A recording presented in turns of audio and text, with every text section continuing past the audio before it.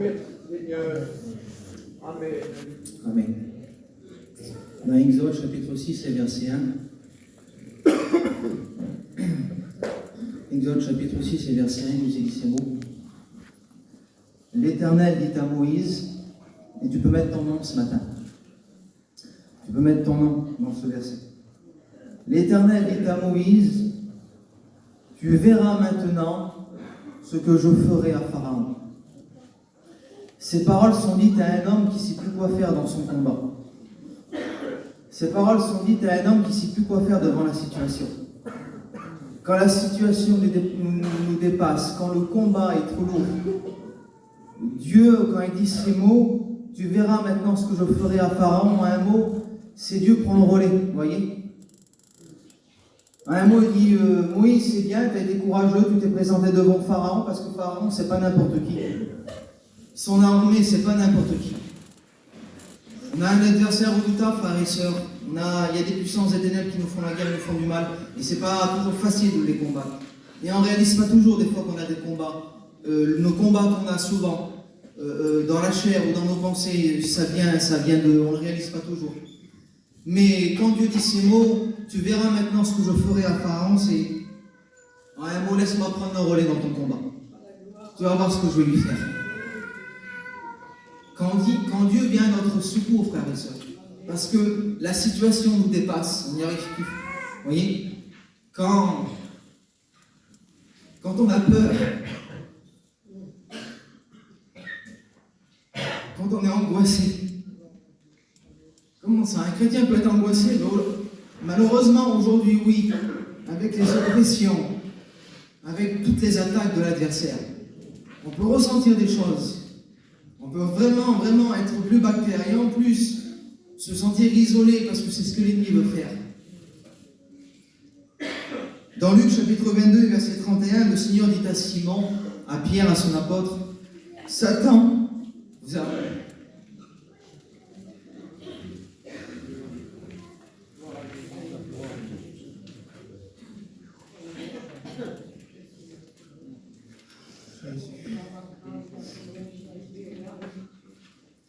Je vais y arriver.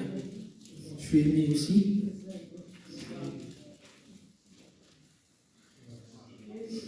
Attends, la gloire. Satan vous a réclamé pour vous gribler comme le froment.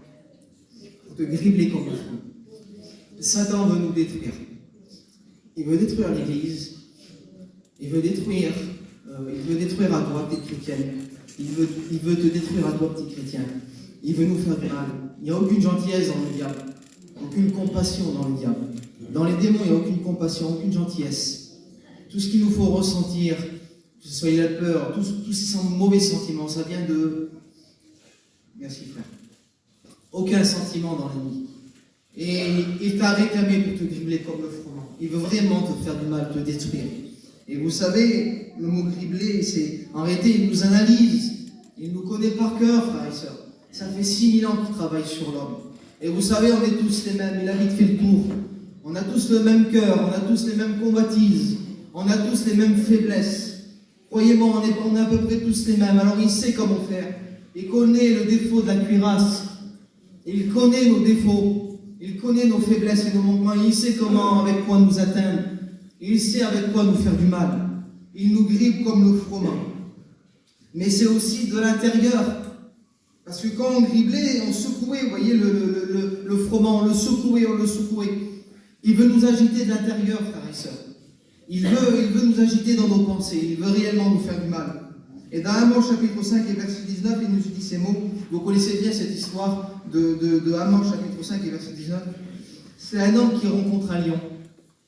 Et quand il voit le lion, il n'est pas bête, il voit un danger. Donc il s'enfuit. Et la Bible dit que quand il s'enfuit devant le lion, il rencontre encore un ours. Il voit encore un danger. C'est l'ennemi, on le voit de loin. Un lion, on sait que c'est lui. Un ours, on sait que c'est lui. Et puis la Bible dit qu'il fuit encore devant l'ours. Et puis il arrive à rentrer chez lui dans sa maison, là où il aurait dû être en sécurité, frère et sœurs, dans sa maison. Là où la Bible dit, je me couche et je m'endors en paix, parce que toi seul, tu me donnes la sécurité. Dans ma demeure, dans ma maison, je suis en sécurité. Mais là, il a pris la main sur la muraille, il est essoufflé, il est fatigué. Et la Bible dit qu'un tout petit serpent qui était dans la muraille l'a mordu à la main et il est mort. Le diable ne vient pas toujours comme un lion, frères et sœurs, parce qu'on le voit. Il ne vient pas toujours comme un ours, vous savez, quand le mauvais esprit il vient, il ne nous fait pas toujours ressentir sa mauvaise présence. Parce que quand il nous fait ressentir la mauvaise présence, il se dévoile, on sait qu'il est là, et on va le mettre à le chasser, à prier, à cibler notre prière, et il sera obligé de partir. Mais il vient souvent comme un serpent, on ne le voit pas, on ne sait pas. Et pourquoi dans la maison? Parce que le diable va avoir un accès ici, frères et sœurs, dans nos pensées. Le diable sait, les démons sait.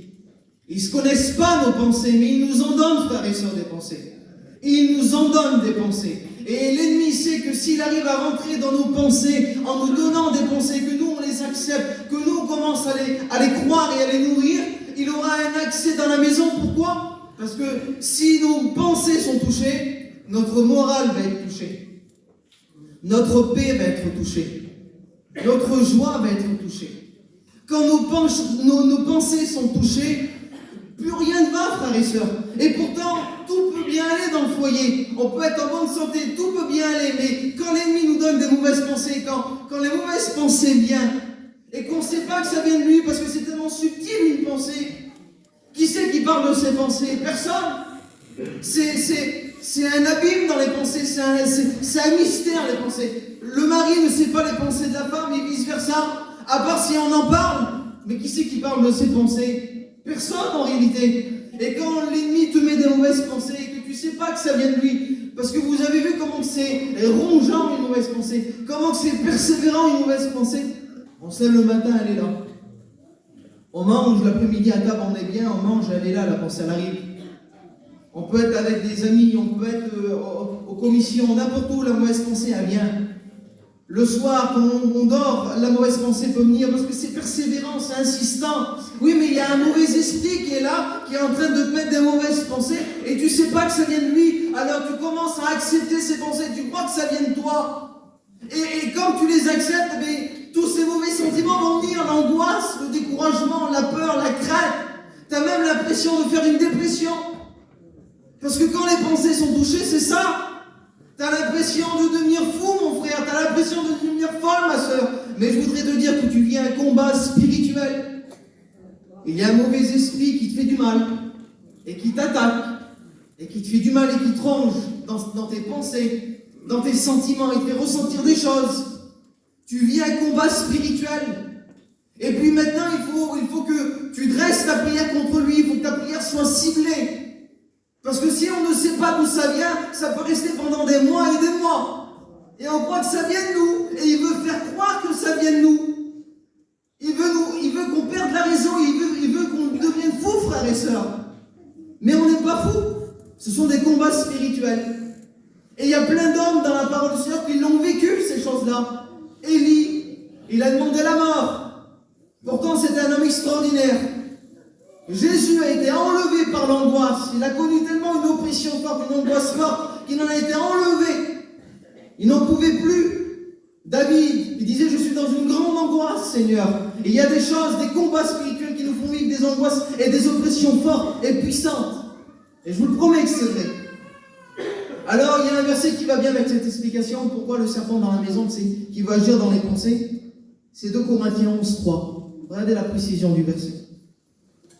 Toutefois, de même que le serpent, donc il est bien question du serpent, toutefois, de même que le serpent séduisit Ève par sa ruse, je crains que vos pensées se corrompent et se détournent de Christ. Le serpent sait que s'il arrive à avoir un accès dans tes pensées, s'il arrive à corrompre tes pensées, le mot corrompre c'est le mot salir, mais c'est le mot aussi détruire. S'il arrive à détruire tes pensées, s'il arrive à détourner tes pensées du Christ, il sait qu'il aura un avantage sur toi. Vous voyez, il aura un avantage sur toi. Il aura comme une sorte de domination sur toi. Un peu comme le Goliath dominait le peuple d'Israël. Pourtant, le peuple n'était pas vaincu à ce moment-là. Le peuple d'Israël n'avait pas subi de défaite à ce moment-là. Il n'y avait pas eu de guerre. Oui, mais 40 jours. Il y a eu, à cause de la peur et à cause de l'oppression de Goliath, il y a eu une sorte d'esclavage. Le peuple d'Israël était terrorisé par la peur. Ils étaient dominés, même s'ils n'avaient pas été vaincus. Alors, la situation a duré 40 jours, mais si ça aurait duré même un an à Goliath, ça ne l'aurait pas dérangé. Parce qu'il était dans une situation de domination. Le peuple était terrorisé par la peur. Ils n'avaient pas la force d'affronter, et pourtant, s'ils auraient pris autorité, ils auraient pu le terrasser. Quand David a pris autorité, il l'a terrassé, est-ce que vous comprenez ça? Parce qu'on doit prendre autorité, frères et sœurs. Il n'est pas plus fort que nous, il n'est pas plus fort que toi. C'est ce qu'il veut te faire croire. Et un homme de Dieu a prêché il y a quelque temps, il disait que Goliath prenait le peuple de Dieu à l'estomac, vous voyez? Il veut te prendre à l'estomac, il veut te faire peur. Il veut faire croire que tu n'es pas plus fort que lui. Il veut faire croire même que...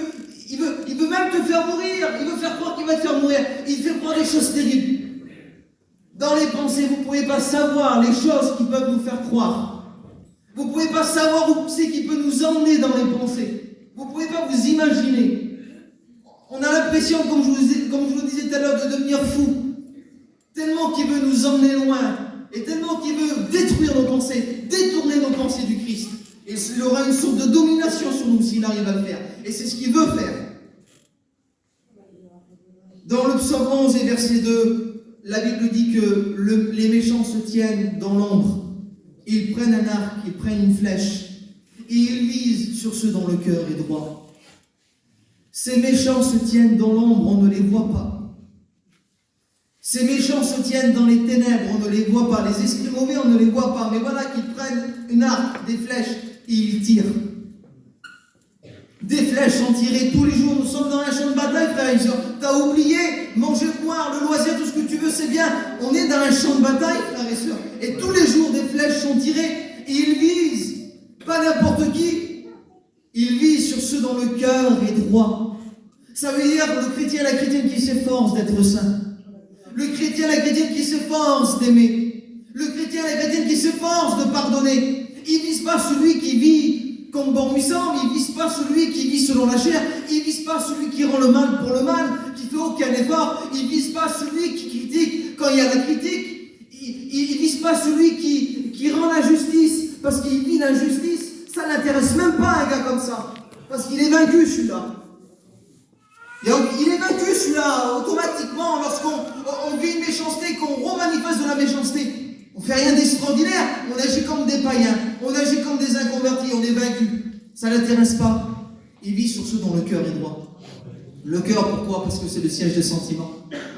L'amour que tu efforces à manifester, il veut la détruire. Le pardon que tu désires manifester, il veut la détruire. Il veut que tu haïs, il veut que tu aies de la haine, il veut que tu aies de la colère. Parce qu'il sait que si tu en as, tu es vaincu.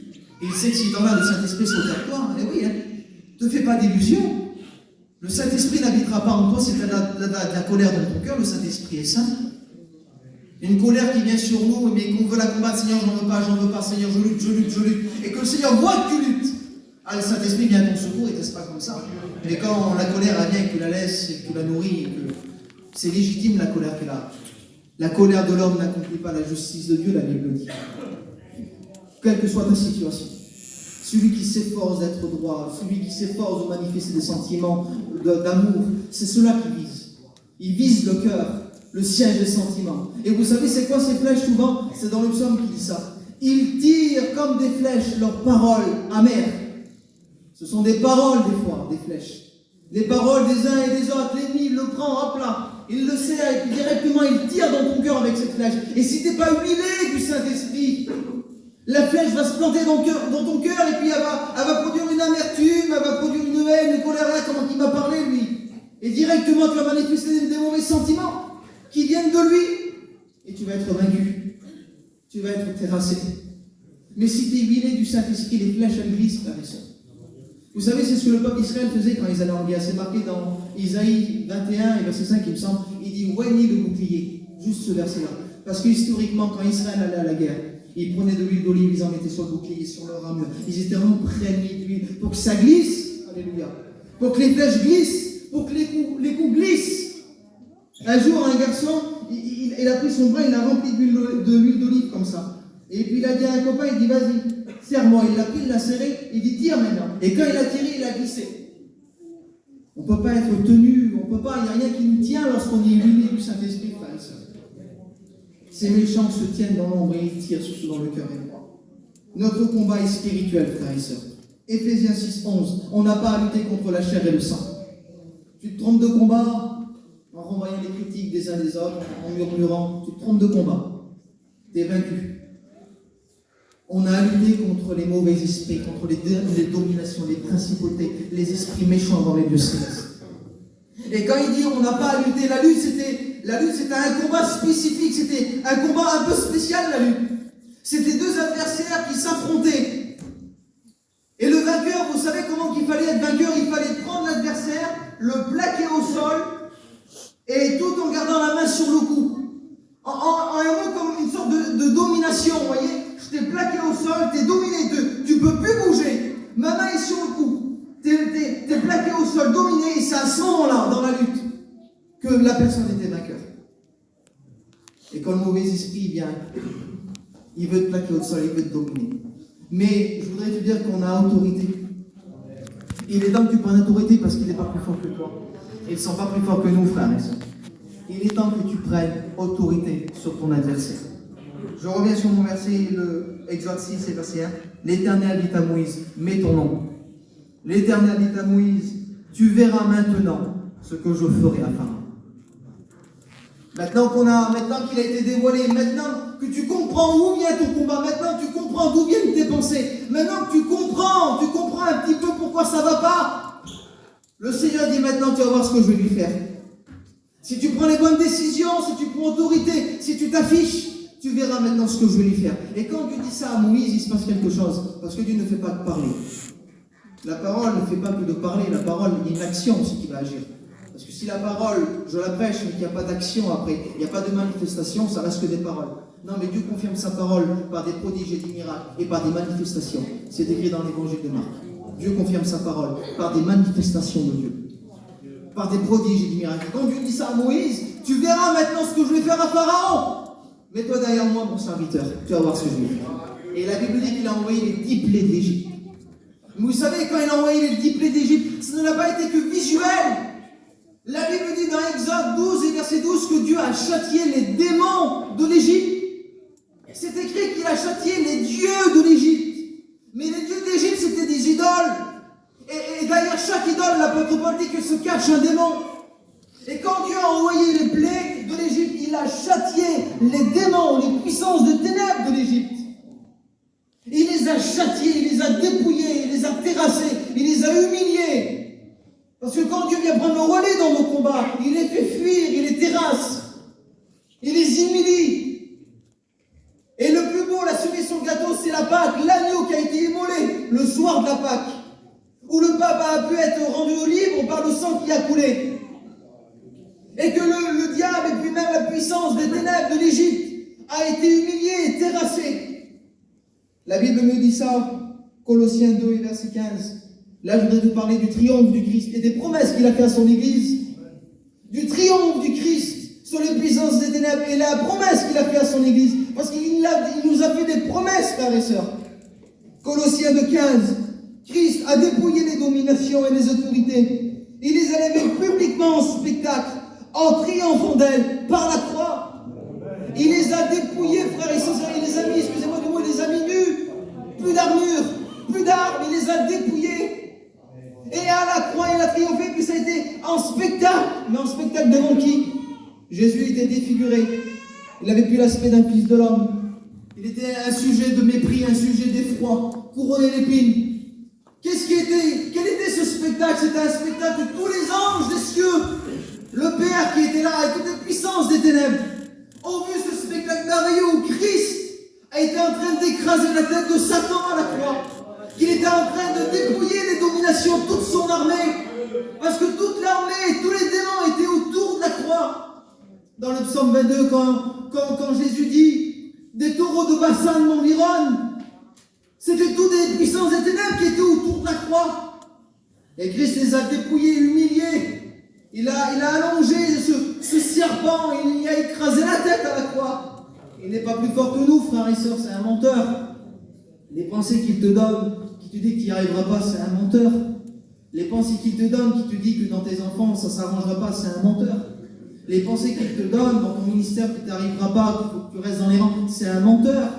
Toutes les pensées qu'il te donne en disant que toi tu es un cas isolé, tu feras une dépression et puis tu deviendras fou, c'est un menteur. Au nom de Jésus, c'est un menteur. Il a été dépouillé, il a été humilié. Et les promesses que Christ a fait son Église, Matthieu 16 et verset 18, il dit « Je bâtirai mon Église, je bâtirai mon assemblée. » Et regardez ce qu'il dit. « Et la porte du séjour des morts ne sera pas plus forte qu'elle. » La porte du séjour des morts, vous vous rendez compte, c'est toute la puissance des ténèbres, frères et sœurs. Elle ne sera pas plus forte que mon Église. Parce que les démons, en te touchant à toi, ils touchent le corps du Christ. Mais oui, nous sommes le corps du Christ. Alors en te touchant à toi, ils touchent à lui. Et c'est impossible, frères et sœurs. Est-ce que vous voyez le diable faire du mal à Jésus? Souvenez-vous dans les Écritures, il marchait juste comme Jésus marchait. Les démons se prosternaient devant lui. Il le suppliait de ne pas le tourmenter, de ne pas les tourmenter avant le temps. Il suppliait Jésus. Il disait un mot et 6000 démons étaient capables de sortir. Un mot. Les démons tremblent, ils savent que Dieu existe, la Bible dit, ils tremblent. Et en te touchant à toi, ils touchent. Ils touchent Jésus, donc c'est impossible, mais il ne faut pas que tu lui donnes accès, tout simplement. C'est pour ça que Paul dit ça, frères et sœurs. Ne donnez pas accès au diable dans nos pensées ou dans nos sentiments ou dans une situation. Ne donnons pas accès, parce que s'il a l'accès, il va venir. S'il a accès, il va venir, c'est un voleur. Il est venu pour égorger et détruire. Donc quand il a l'accès, comprenez bien qu'il va la prendre l'accès, qu'il va nous anéantir, nous détruire, parce qu'on nous a donné un accès. Donner, c'est quelque chose de volontaire, frères et sœurs. Vous voyez? Mais si on ne lui donne aucun accès, si on prend autorité au nom de Jésus-Christ, il ne pourra rien faire. Il ne pourra rien faire, tu es le temple du Saint-Esprit. Le Christ habite en toi. La Bible dit que celui qui vit en nous est plus fort que celui qui vit dans le monde. Ce sont toutes des promesses de la Bible, ça. Tu dois y croire. C'est vivant. C'est vrai. Qu'est-ce que dit la Bible? Que celui qui est né de Dieu se garde lui-même. Et le malin ne le touche pas. Même pas de toucher. Le malin ne le touche pas. C'est la Bible aussi, ça. Il faut que tu y crois dans ces promesses. Je bâtirai mon église. Luc chapitre 10 et verset 18. Encore une promesse. Voici, je vous ai donné le pouvoir. Il ne parle pas qu'aux apôtres, il ne parle pas qu'aux serviteurs de Dieu. Je vous ai donné le pouvoir, c'est-à-dire l'autorité, de marcher sur les serpents, sur les scorpions, sur toute la puissance de l'ennemi. Et rien ne pourra vous nuire. Ce sont des promesses que Christ nous a données, frères et sœurs. Alors tu dois prendre autorité et marcher sur les serpents, marcher sur les scorpions, marche sur la puissance de l'ennemi. Dans Josué chapitre 10 et verset 24, Josué a vaincu 5 rois de Canaan. Il les a vaincus, il les a terrassés. Avec son armée, bien sûr. Et vous savez ce qu'il va faire? Il va prendre ces 5 rois de Canaan et puis il va les faire allonger la face contre terre. Ils n'ont pas le choix de s'allonger la face contre terre. Et ils ont été vaincus, ils ont été dépouillés. Josué a vaincu. Notre Jésus a vaincu à la croix. Ils ont été dépouillés, ils ont allongé la face contre terre. Et ils n'ont pas le choix. La lutte, ils sont dominés par terre au sol. Et quand il est fait allonger la face contre terre à ces 5 rois de Canaan, vous savez ce qu'il va faire, Josué? Il va appeler ses chefs militaires. C'est ce qu'il te fait à toi. Il dit, venez voir. Il dit, mettez vos pieds sur le cou de ces hommes. Parce que le Christ nous a donné l'autorité de le faire. Le Christ, comme il a triomphé, il nous fait participer à son triomphe. Il nous donne la force et le pouvoir de marcher sur les serpents. Il dit, mettez vos pieds sur le cou de ces hommes. Et la Bible dit que les hommes d'Israël ont mis le pied sur le cou de ces hommes comme ça. Quelle fierté! Quel pouvoir! Quelle autorité, Seigneur, quelle grâce de participer à ce triomphe. C'est exactement la même chose, mon frère, ma soeur, il te prend par la main de Christ. Toi, ma petite chrétienne qui te méprise, le diable, qui te méprise depuis quelque temps, qui dit ta prière, ça ne sert à rien, t'es pas écouté, t'es pas vu, t'es pas calculé. Toi qui es méprisé, que le diable te méprise, il te prend par la main et il t'emmène, il dit mets ton pied sur ce serpent. Vas-y, je te donne la force. Mets ton pied dessus. Il a été dépouillé, il a été terrassé, mets ton pied dessus, domine sur lui. Mon frère, il te prend par la main, le Christ, et il dit mets ton pied sur ton adversaire. Domine sur lui. Il nous donne la force et le pouvoir, frère, de dominer sur lui. Nous, on doit prendre autorité, puis on doit prier avec intensité, frères et sœurs. Des fois, écoutez, je vous dis, c'est vrai, des fois on dit au nom de Jésus, il s'en va, merci Seigneur. Mais des fois on dit au nom de Jésus, il s'en va pas, frères et sœurs. Parce qu'il faut prier avec intensité, avec persévérance, il faut jeûner, il faut prier. Parce qu'il y a des catégories, il y a des puissances. puissances, il y en a des plus fortes que d'autres, et je vous promets que c'est vrai. Écoutez, je suis pas un fou, je suis pas... Et des choses comme ça, j'aime pas. Mais je parle de ce que j'ai vécu et de ce que je commence à comprendre. Il y a vraiment des principautés, il y a vraiment des combats spirituels qu'on ne réalise pas toujours et qui nous font du mal. Et il faut prier avec intensité. Des fois, il faut même demander la prière à nos frères et sœurs, il ne faut pas avoir peur. Hein. Mon frère, ma sœur, mes frères, je fais un combat spirituel, je ne suis pas bien, c'était comme ça. Priez pour moi, priez pour moi. Que c'est bon. Que c'est bon, frère et sœurs. Et ça ne reste pas, hein, ça part. Parce qu'il nous a donné la force et le pouvoir. D'accord, et gloire. Le dernier exemple, et je termine. Joas, dans 2 Rois, chapitre 13 et verset 14. Je termine sur cette histoire. Joas, c'est un roi d'Israël. Et il vient un combat spirituel aussi. Il vient un combat, une guerre contre les Syriens. Mais les Syriens, il y avait aussi une puissance ténébreuse sur les Syriens. C'était un peuple vraiment qui travaillait avec les puissances des ténèbres, qui travaillait vraiment avec le diable. Et Joas, il ne sait plus quoi faire. Il voit une armée innombrable. Et Joas, ça signifie l'Éternel a donné. Et il y a un jeu de mots dans Joas en hébreu. C'est l'Éternel a donné, mais c'est aussi feu de l'Éternel. Parce que l'Éternel nous a donné un feu, frères et sœurs. Il nous a donné le Saint-Esprit. Le Seigneur, tu as oublié que l'Éternel t'a donné un feu dans ton cœur. Il t'a donné le Saint-Esprit.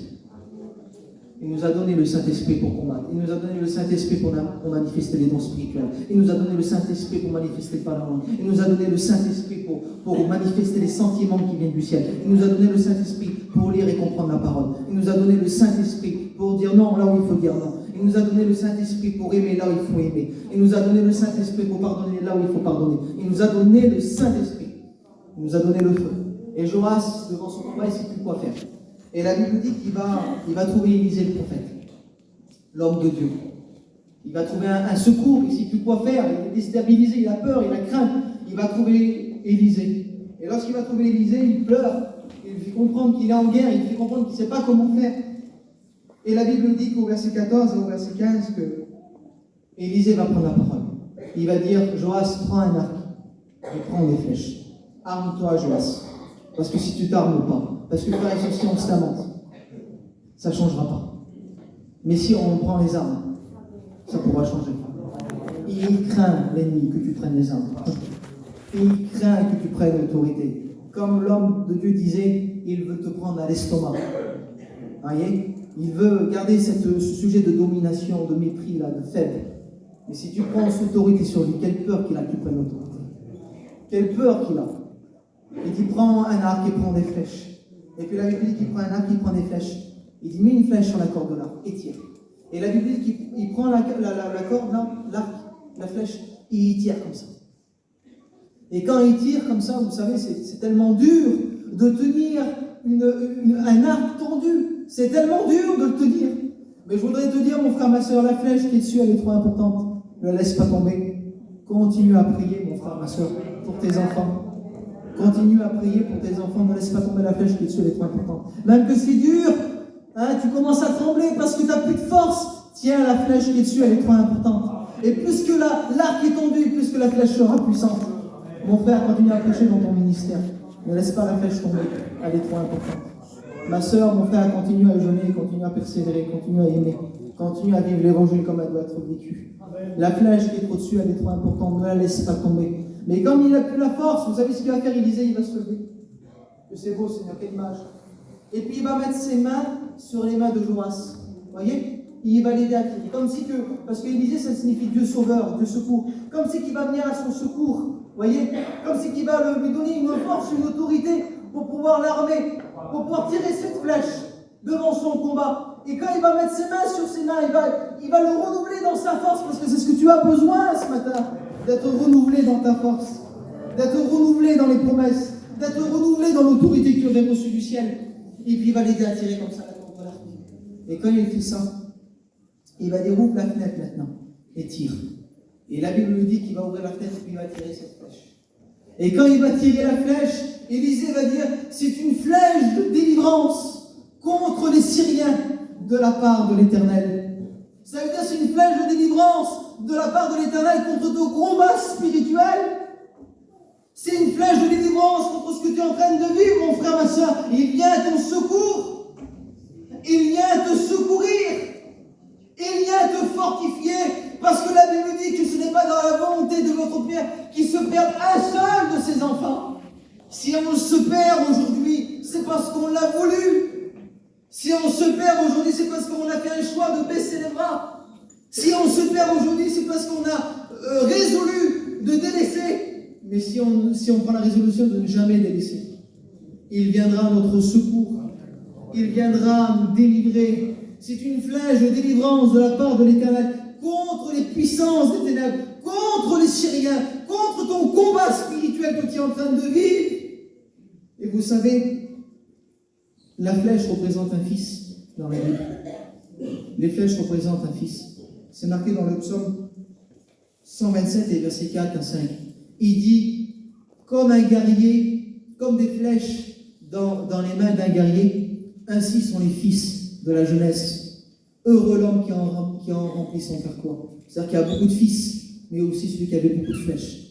Un fils représente une flèche. Et vous savez, quand il dit une flèche de délivrance, vous savez comment ça se dit en hébreu, le mot délivrance? Ça se dit Teshua. C'est le même mot que Yeshua. La flèche, c'est Jésus.